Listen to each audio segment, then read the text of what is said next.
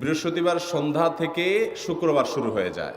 শুক্রবার বা জুমার দিন, এই দিন সম্পর্কে কোরআন এবং হাদিস থেকে ঘেঁটে আমরা 14টা আমলের কথা একটা লম্বা বড় ভিডিওতে বলেছি। আজকে সেখান থেকে আমি সংক্ষেপ করে এই 14টার মধ্যে আবার অতি গুরুত্বপূর্ণ 5টা আমলের কথা বলবো ইনশাআল্লাহ। নাম্বার 1, সবচেয়ে বেশি যেটা করতে হবে পরিমাণে, জুমার দিন জুমার রাত বৃহস্পতিবার সন্ধ্যা থেকে নিয়ে শুক্রবার সন্ধ্যার আগ পর্যন্ত পরিমাণে সবচাইতে বেশি করতে হবে যে আমলটা, সেটা হলো দুরূদ শরীফের আমল।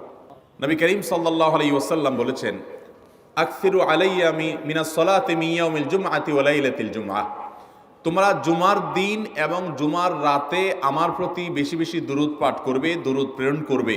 ফাইন্না সালাতাকুম মা'রুদাতুন আলাই, কারণ তোমরা যে দুরূদ পাঠ করো এটা আমার কাছে পেশ করেন আল্লাহর ফেরেশতারা, এবং রীতিমতো নামধাম সহকারে আল্লাহর একদল ফেরেশতা নিয়োজিত আছে। তারা বলেন, আল্লাহ, হে আল্লাহ রসুল, আপনার অমুক উম্মত, অমুক অনুসারী, আল্লাহর অমুক বান্দা পৃথিবীর অমুক প্রান্ত থেকে, অমুক দেশ থেকে, অমুকের সন্তান, সে আপনার প্রতি দুরূদ পেশ করেছে জুমার দিনে, জুমার রাতে বা অন্য সময়ে। এটা নবী করিম সাল্লাল্লাহু আলাইহি সাল্লামের কাছে রিপোর্ট দেওয়া হয় আল্লাহর নিযুক্ত ফেরেশতাদের মাধ্যমে।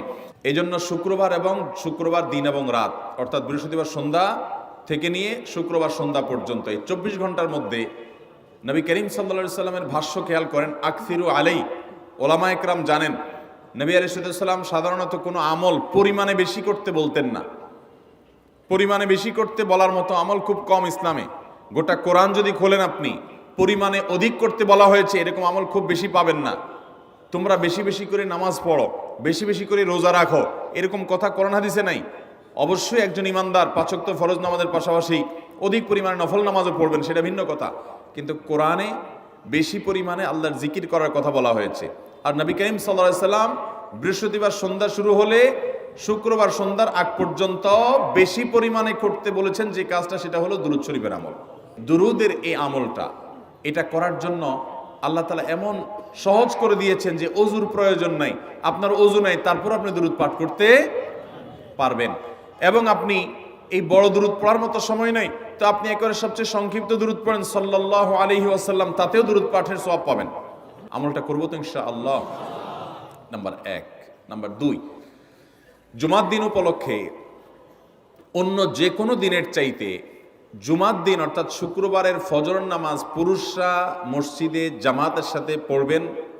জামাতের সাথে পড়ার নিয়ত করবেন পাক্কা, কারণ অন্য যে কোনো দিনের ফজর নামাজ না, শুধুমাত্র যত নামাজ আছে, নবী করিম সাল্লাল্লাহু আলাইহি সাল্লাম বলেছেন, আফদালুস সালাওয়াতে ইনদাল্লাহ, আল্লাহর কাছে দুনিয়ার সব নামাজের মধ্যে 5 ওয়াক্ত সাধারণ নামাজগুলোর মধ্যে সবচেয়ে উত্তম নামাজ হলো সলাতুল ফজরে মাআল জামাআতে ইয়াউমাল জুমআহ, জুমার দিন ফজরের নামাজ জামাতের সাথে আদায় করা হলো যত নামাজ আছে এর মধ্যে সবচেয়ে শ্রেষ্ঠ নামাজ।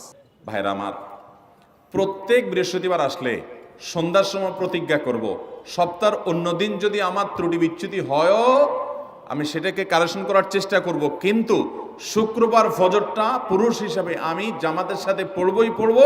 তার জন্য রাতে আগে আগে শোবো, ডাবল ট্রিপল অ্যালার্ম দিয়ে শোবো, অন্য নামাজি বন্ধুকে বলবো ফোন দিয়ে ডেকে দিবি, একে অন্যের সহযোগিতা করব, কিন্তু ফজরের নামাজ জুমার দিন ছাড়বো না ইনশাআল্লাহ।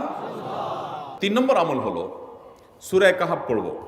যারা কোরআন পড়তে পারেন না তারা শুনবেন, আর যারা পড়তে পারেন তারা নিজে পড়বেন। সূরা কাহাফ যদি জুমার দিন কেউ পড়ে, নবী করিম সাল্লাল্লাহু আলাইহি সাল্লাম বলেছেন এই সূরাটা তার জন্য নূর হবে, নূর, আলো আল্লাহর তরফ থেকে। কিয়ামতের ময়দানে ভয়াবহ গুটগুটে অন্ধকার হবে। কিয়ামতের একটা ভয়াবহ শাস্তি হলো অন্ধকারের শাস্তি। ভাইরা আমার, অন্ধকারের শাস্তি মানে এমন ভয়াবহ অন্ধকার হবে যে দুনিয়ার অন্ধকারের সাথে কোনো তুলনাযোগ্য নয়। সেই ভয়াবহ অন্ধকারে কিছু আমল আছে যে আমলগুলো মানুষের ওই অন্ধকারের মধ্যে আলোর কাজ দিবে। এর মধ্যে একটা হলো এই সূরা কাহাফ। অন্য অনেক উলামা ইকরাম বলেছেন এর ব্যাখ্যা হলো সূরা কাহাফ যদি কেউ এক বৃহস্পতিবারে পড়ে, পরের বৃহস্পতিবার পর্যন্ত, এক শুক্রবারে যদি পড়ে, পরের শুক্রবার আগ পর্যন্ত পুরো সপ্তাহব্যাপী তার ভিতরে নূর, ঈমানের নূর, তাকওয়ার নূর, ইলমের নূর, আমলের নূর, ভালো মানুষ হওয়ার নূর তার ভিতরে আল্লাহ তাআলা সৃষ্টি করে দিবেন। তো নবী সাল্লাল্লাহু আলাইহি সাল্লাম বলেছেন সূরা কাহাফের প্রথম 10 আয়াত যদি কেউ মুখস্থ করে, তো এই ব্যক্তিকে আল্লাহ রাব্বুল আলামিন এবং যদি তেলাওয়াত করে, এই ব্যক্তিকে আমলের মাধ্যমে দাজ্জালের ফিতনা থেকে আল্লাহ বাঁচিয়ে রাখবেন। অতএব জুমার দিন প্রত্যেক শুক্রবারে সূরা কাহাফ পড়ব তো ইনশাআল্লাহ। 4 নম্বর আমল হলো, দুনিয়াতে যত ফজিলতপূর্ণ আমল আছে এর মধ্যে সবচেয়ে বেশি ফজিলতপূর্ণ আমল এটা। খুব সহজ আমলটা, খুব সহজ। প্রত্যেক শুক্রবার আমরা এটা করতে পারি। জুমার দিন আগে ঘুম থেকে উঠে উত্তম রূপে গোসল করে মসজিদে আগে আগে গিয়ে পায়ে হেঁটে গিয়ে সামনে ইমাম সাহেবের কাছাকাছি গিয়ে বসা, অনর্থক কথা কাজ না করা, তেলাওয়াত জিকির আজকারে মশগুল থেকে নামাজটা পড়ে বের হয়ে আসা, এই কাজ।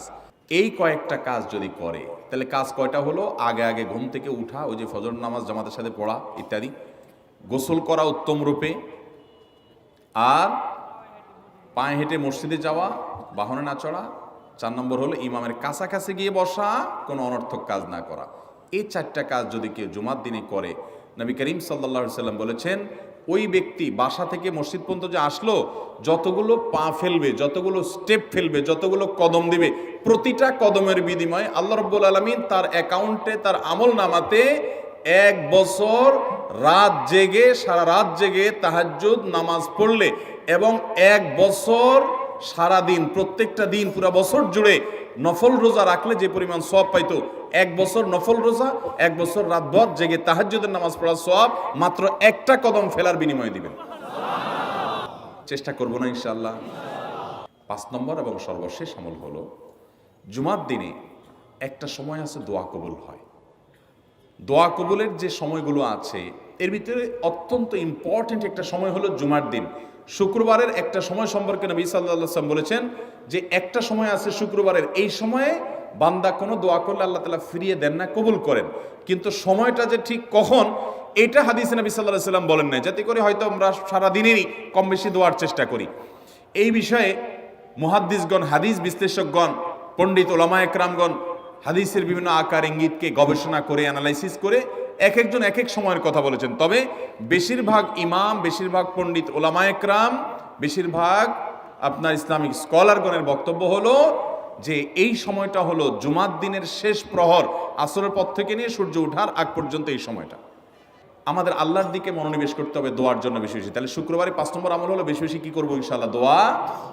বেশি বেশি দোয়া করবেন, উঠতে বসতে চলতে ফিরতে। বিশেষভাবে সূর্য ডুবার আগের যে সময়টা শুক্রবার, অর্থাৎ দিনের শেষ সময়টা, বিশেষভাবে আল্লাহ তাআলার কাছে দোয়া করব। ঠিক আছে তো ইনশাআল্লাহ? কয়টা আমল বললাম?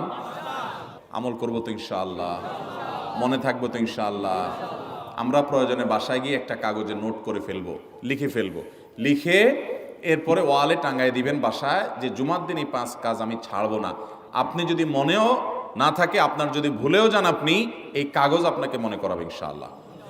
বাসায় ফ্যামিলির লোকদের সাথে শেয়ার করবেন, জুমার দিন হুজুর বলেছেন, আমি একটু আমার মন থেকে বলিনি, এগুলো সব কোরআন হাদিসের কথা বলেছি আপনাদেরকে। কোরআন হাদিসের আলোকে 5টা আমলের কথা বলেছেন, বিশেষভাবে জুমার দিন আমি 5টা আমল করবই করব।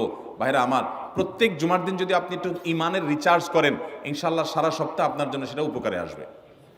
চেষ্টা করবো তো ইনশাআল্লাহ? আল্লাহ তাআলা এই আমলগুলো আমাকে, আপনাকে, আমাদের সবাইকে করার তৌফিক দান করুন।